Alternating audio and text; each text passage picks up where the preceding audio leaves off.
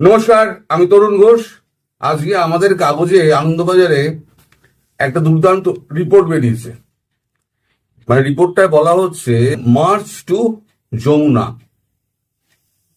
মানে এবার ভেবে দেখুন, মার্চ টু যমুনা হবে।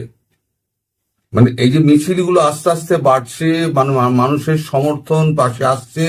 আমি বলেছিলাম না, ধীরে ধীরে মিছিলের বহর বাড়বে এবং সংখ্যায় বাড়বে, ধীরে ধীরে সেই দিকে যাচ্ছে। এবার আওয়ামী লীগ সাহস করছে, তারা মার্চ টু যমুনা করবে, ডাক দেবে। তো এখানে আমাদের এখানে লেখা হয়েছে, এটা মানুষের ক্ষোভই আওয়ামী লীগের আন্দোলনের রসদ, আনন্দবাজারে বেরিয়েছে, দেখে নিন আপনারা। নিষিদ্ধ ঘোষিত হওয়ার 4 মাস পরে শেখ হাসিনার দল আওয়ামী লীগ প্রবল উদ্যমে দেশ জুড়ে প্রতিবাদকে তুঙ্গে পর্যায়ে নিয়ে যাওয়ার কাজ চালিয়ে যাচ্ছে। রাজনৈতিক বিশ্লেষকদের একটা বড় অংশের মতে দিন দিন আওয়ামী লীগের মিছিলের দৈর্ঘ্য যেভাবে বাড়ছে, তাতে দলের নেতারা উৎসাহিত হতেই পারেন। আগামী দিনে আরো বড় আন্দোলনের কথা চিন্তা করছেন আওয়ামী লীগ নেতৃত্ব। আওয়ামী লীগ সূত্রের খবর, মোহাম্মদ ইউনুস জামানায় রীতিমতো স্টিম রোলার চালানো হচ্ছে দলের ওপরে। তা সত্ত্বেও দলের তৃণমূল স্তরের নেতাকর্মীদের দলের প্রতি আনুগত্যে ভাটা পড়েনি। তার মূল কারণ সাধারণ মানুষের সমর্থন।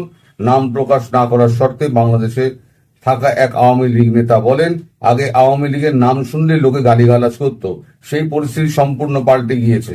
মব সন্ত্রাস থেকে তোলাবাজির রাজত্ব কায়েম হয়েছে, মানুষ দিশেহারা, আর সেই সুযোগটাই কাজে লাগাচ্ছি। আমি বলেছিলাম না, বিষ মাথা থেকে পায়ে নেমে যাবে, সময় গেলে সেই বিষ পায়ে নেমে গেছে। আরো কি বলছে, আওয়ামী লীগ নেতৃত্বের দাবি, নিত্য প্রয়োজনীয় জিনিসের দাম আকাশ ছোঁয়া, আইন শৃঙ্খলা পরিস্থিতি কার্যত ভেঙে পড়েছে, শিক্ষাক্ষেত্রে নৈরাজ্য, সব মিলিয়ে মানুষের মধ্যে অসন্তোষ তীব্র থেকে তীব্রতর হচ্ছে। তার বহিঃপ্রকাশ দেখা যাচ্ছে মিছিলগুলিতে।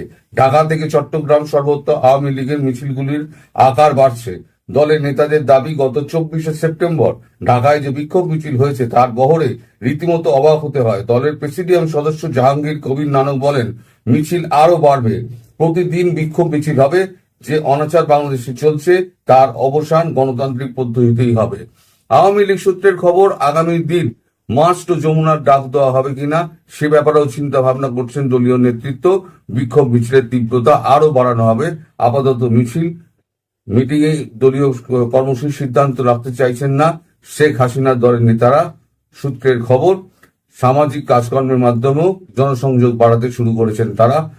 আপাত দৃষ্টিতে ওই সংগঠনগুলির সঙ্গে রাজনীতির কোনো সংযোগ যোগাযোগ থাকবে না।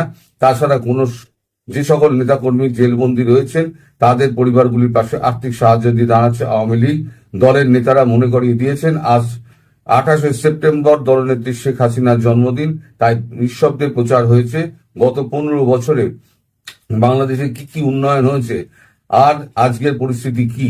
দলের যুগ্ম সাধারণ সম্পাদক বাহাউদ্দিন নাসিমের কথায়, সত্যকে কোনোভাবেই ধামাচাপা দেওয়া যাবে না। প্রতিদিনের অভিজ্ঞতা থেকে মানুষ বুঝতে পারছেন শেখ হাসিনার জামানা কতটা ভালো ছিল, তাই আগামী দিনে মিছিলের সংখ্যা বাড়বে তার বহরও। সূত্রের খবর, মিছিল ঠেকাতে হিমশিম খাচ্ছে পুলিশ। ঢাকার পুলিশ অফিসারদের সরকার সাফ জানিয়ে দিয়েছে, মিছিলের আগাম খবর না পেলেই বদলি করে দেওয়া হবে। এটা নিয়ে পুলিশ প্রশাসনে ব্যাপক চিন্তার মধ্যে রয়েছে। দেশের মাটিতে ক্ষোভ রয়েছে, প্রশাসনে ব্যাপক ক্ষোভ রয়েছে।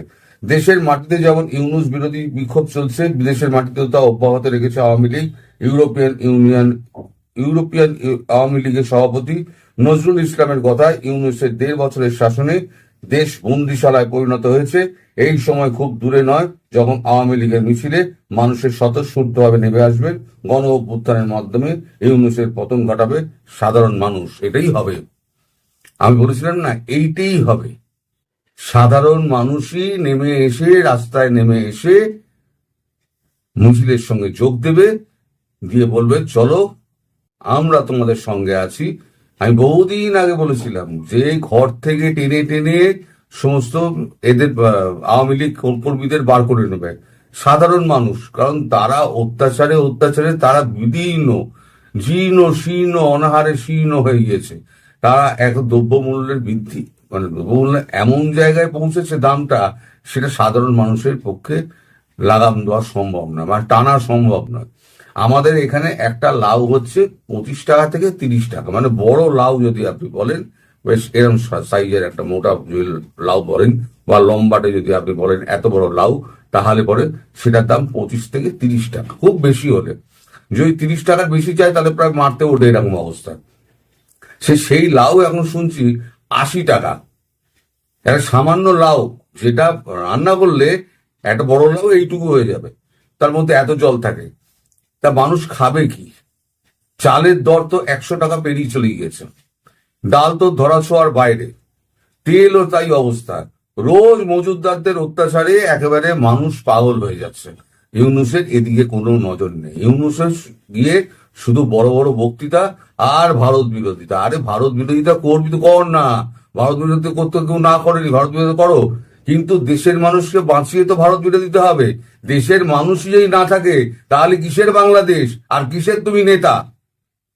তাকে তো দেশ বাঁচাও, দেশের মানুষকে বাঁচাও, তবে না তুমি টিকে থাকবে গদিতে। তাই এই পাগল ছাগলদের কি বোঝাবেন?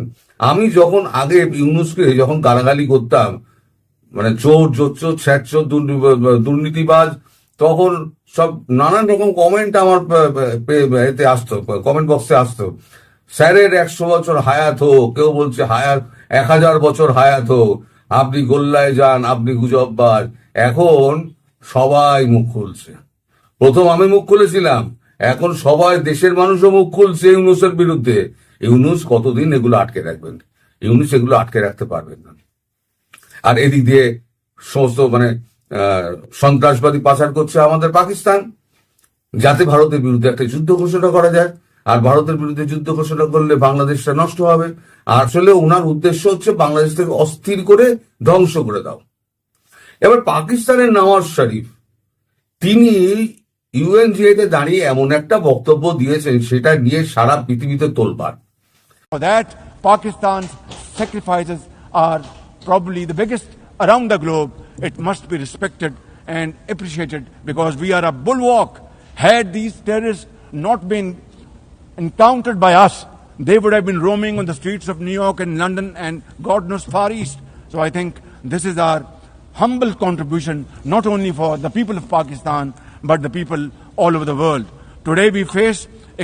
তিনি জাস্টিফাই করছেন যে সন্ত্রাসবাদকে আমরা পোষণ করি, মানে বগল দাবা করে রেখে দিই এই কারণে, যাতে ইউরোপ, আমেরিকা, লন্ডন যাতে নিশ্চিন্তে থাকতে পারে, তাই আমরা সন্ত্রাসবাদী পুষে রেখে দিই, এবং আমরা বাংলাদেশ সন্ত্রাস আমরা কারখানা খুলছি। এটা হচ্ছে তার বক্তব্য। এই বক্তব্যের পরে তার অবস্থা খুব খারাপ। সে চারদিকে মার কাটের মতো অবস্থা, সে সবাই তাকে দুষছে। এই যে এতদিন ধরে তো শাহবাজ শরীফ তো এত কথা বলেছেন, কিন্তু কখনো তো বলেননি যে সন্ত্রাসবাদ আমাদের সন্ত্রাসবাদী আমাদের মাটিতে আছে। এখন বলছে কেন? এখন ডোনাল্ড ট্রাম্প রয়েছে সঙ্গে, ডোনাল্ড ট্রাম্প সঙ্গে রয়েছে বলে এখন তিনি সন্ত্রাসবাদীদের পক্ষে গান গাইছেন। আর সেই সন্ত্রাসবাদী উনি চালান করছেন বাংলাদেশে চালান করে পূর্ব দিক দিয়ে উনি চিন্তা করছেন যে অ্যাটাকটা করা হবে, তাহলে ভারত মারতে বাধ্য হবে এবং বাংলাদেশটা ধ্বংস হবে। কিন্তু ভারতও ওয়েট করছে। আগে তুই মার, তারপর আমি দেখছি। এইটা হচ্ছে ব্যাপার। এখন আগামী দিনগুলোতে বড় নাটক বাকি আছে। আপনারা অপেক্ষা করুন এবং ধৈর্য ধরুন। দেখুন, আমি বলেছি না, সূর্যোদয় হবেই, হয়তো একটু দেরি হচ্ছে। কাল রাত্রি বড়, আর তার শেষ হলে তবে দিনের আলো আসবে। আপনারা সবাই ভালো থাকবেন, সুস্থ থাকবেন, সাবধানে থাকবেন এবং সপ্তমীর শুভেচ্ছা নেবেন। সবাইকে আমার ভালোবাসা রইল। নমস্কার।